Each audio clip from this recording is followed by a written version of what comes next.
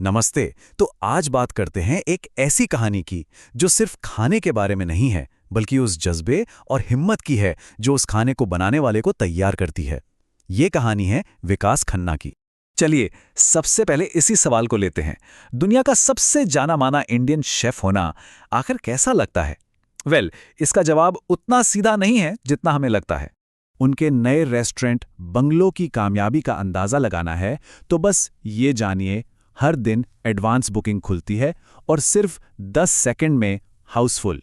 और ये बात तब और बड़ी हो जाती है जब अमेज़न के जेफ बेजोस जैसा इंसान कहे कि उनके ऑफिस में हर कोई बंगलोज में रिजर्वेशन पाने के लिए पागल है।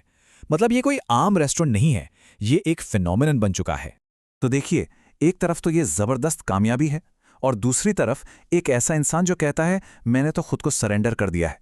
ये जो विरोधाभास है ना, यही उनकी कहानी का दिल है। चलिए जरा और गहराई में चलते हैं। क्योंकि इस शिखर तक पहुंचने से पहले का जो सफर था वो बिल्कुल भी आसान नहीं था।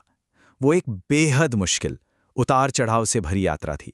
अमृतसर में किटी पार्टियों से केटरिंग शुरू करने से लेकर न्यूयॉर्क में मिशेलिन स्टार जीतने तक, ये कहानी जमीन से उठकर आसमान छूने की है।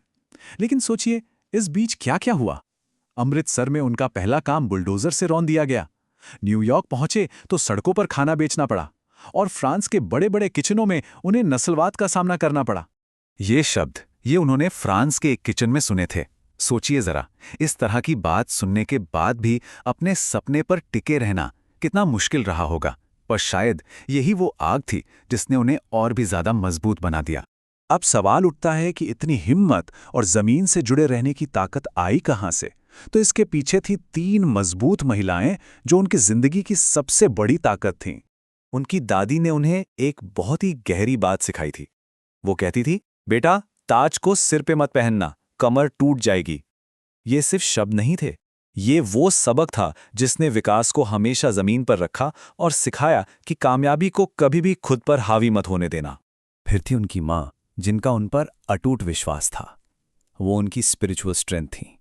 आपको पता है, विकास आज भी अपने किसी भी नए रेस्टोरेंट का चूल्हा तब तक नहीं जलाते जब तक उनकी माँ आकर पहली पवित्र अग्नि न जला दें। और फिर उनकी बहन राधिका, जिन्होंने उन्हें छोटे शहर के कंफर्ट जोन से बाहर निकाला और कहा, बड़े सपने देखो। उन्होंने ही विकास से कहा था, अगर मरना ही है तो छोटे तालाब में क्यों, बड़े समंदर में मरो। और अब आते हैं कहानी के सबसे इमोशनल हिस्से पर, जहां एक बहुत ही गहरा पर्सनल दर्द उनकी जिंदगी के सबसे बड़े मकसद में बदल गया। राधिका, जो सिर्फ उनकी बहन नहीं थी, वो उनकी सोलमेट थी, उनकी बॉडीगार्ड थी। एक लंबी बीमारी के बाद वो नहीं रहीं। ये एक ऐसा झटका था जिसने विकास को अंदर तक तोड़कर रख दिया। और उस गहरे दुख के बीच उन्होंने एक फैसला किया। उन्होंने ठान लिया कि इस सारे दर्द को एक मकसद में बदल देंगे। ये अपनी बहन को श्रद्धांजलि देने का उनका अपना तरीका था। और इसी फैसले से बंगलो का जन्म हुआ। ये सिर्फ एक रेस्टोरेंट नहीं है, ये राधिका की याद में बनाया गया एक मंदिर है।